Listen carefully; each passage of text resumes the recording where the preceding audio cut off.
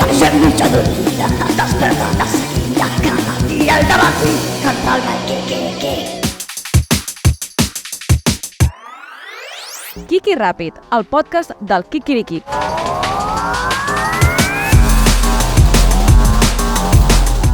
Bon dia, què tal, com esteu? Benvingudis al Kiki Ràpid, el vostre podcast express preferit, en què pot passar absolutament qualsevol cosa. És a dir, tu estàs aquí, jo aquí, mirant el Kiki Ràpid, així, molt bé, estic mirant el Kiki Ràpid, a veure què dirà avui aquest, de cop i volta apareix un alienígena i se m'emporta. Podria passar? És difícil. Pràcticament ho descartaria. Sí. Però podria passar.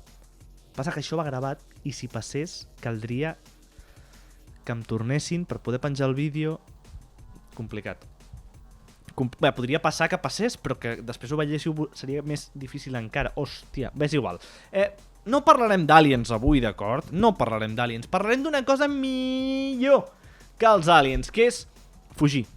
De fet, si ve un alien, segurament voldrem fugir. Parlarem de fugir. Fugir de llocs, fugir d'espais, fugir d'allà on no hi volem ser. D'on no vols ser? On no vols ser-hi tu? On no vols estar?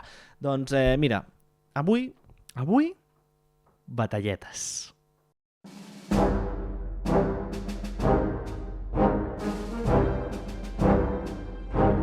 Les batalletes d'en Grancar.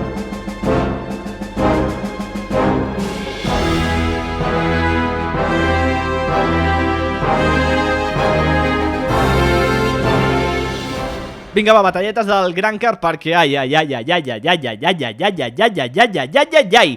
Avui parlarem de les colònies. No els perfums, no allò, aquells anuncis raríssims de la tele que no s'entén absolutament res, tot amb gent que està fibradíssima, que té uns cossos que flipes, però què està passant exactament? No parlarem d'això. Parlarem de les colònies com a viatge, com a excursió, com a... Saps què vull dir? Hi ha colònies i colònies. Hi ha cases de colònies que són bastant també, tan de puta mare, i hi ha cases de colònies que són una putíssima merda. Desitjo que absolutament totes les persones que estigueu veient aquest vídeo hagueu passat per les dues experiències perquè us fan més forts. No només colònies bones i no només colònies dolentes, per favor demano, perquè si no, pobrets vosaltres, quina merda d'infància. Doncs això, colònies. En unes colònies, si no vaig errat, diria que eren les de quart de primària. Ens ho estàvem passant més aviat tirant a regular. No acabava allò de quina merda de colònies, escolta, això no val per res, no sé per què hem vingut, seria millor estar a casa, que fan la Heidi, aquí referències a un altre programa, aneu a buscar programes anteriors, per què som aquí? Podríem marxar, i això va desembocar en evasió Victòria. Per tant, sí, vam... Hola, Laura Ros, si estàs veient això. Important destacar que és la Laura Ros, perquè si es podria confondre amb la Laura Núñez, dues Laures diferents. Vam intentar traçar un pla brillant i malèvol per poder fugir d'allà. Per què us explico això?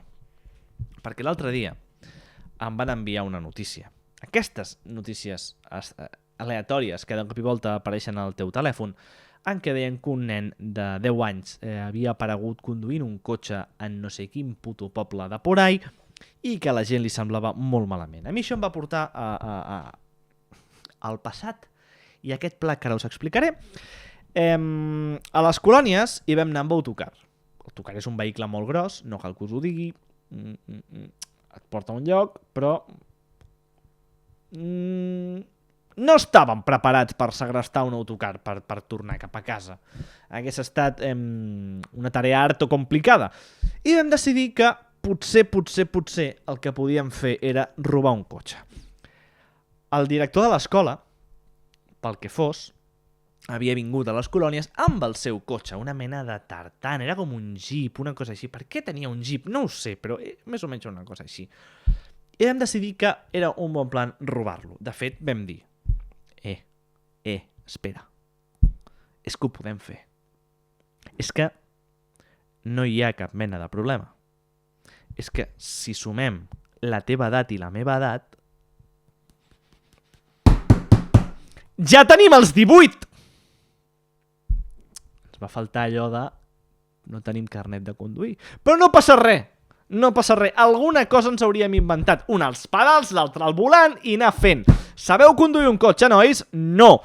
No és un problema per nosaltres. Per què? Perquè teníem un altre problema primer, que era accedir al cotxe. La cosa estava clara. Havíem de poder obrir aquest cotxe amb un clip del cabell de la Laura Ros. Jo encara no lluïa grenyes, no duia clips, i el cabell curt, semblava un nen malalt com de curt duia el cabell. Amb un clip, com havíem vist a les pel·lis i segurament a la banda del patio, havíem d'obrir aquest cotxe, accedir-hi. Sabíem que sota el volant hi havia una porteta que havíem d'obrir així fent un cop i sortirien uns cables i llavors si fèiem així contacte, doncs el cotxe s'encendria i podríem marxar. Saber conduir era l'últim dels nostres problemes. Passa que vam topar amb que va ser impossible obrir el cotxe. De fet, espero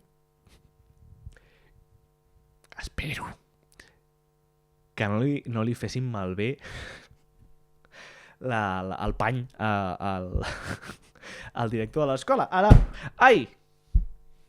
m'està sabent greu, Ara m'està sabent greu.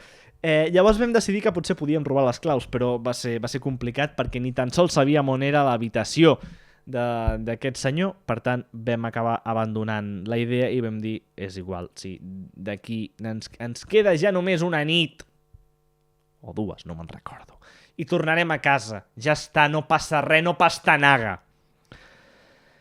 Que la història potser prometia molt i ha acabat sent res? Sí, 100%, ho reconec, però que això és també la gràcia del Quiqui Ràpid. Hòstia, m'estan trucant! Gràcies per veure el programa, comenteu coses, adeu, xa! El Quiqui Ràpid és el podcast del Quiquiriquic, el millor matinal de Catalunya que pots veure en directe a Twitch cada divendres a les 8 del matí.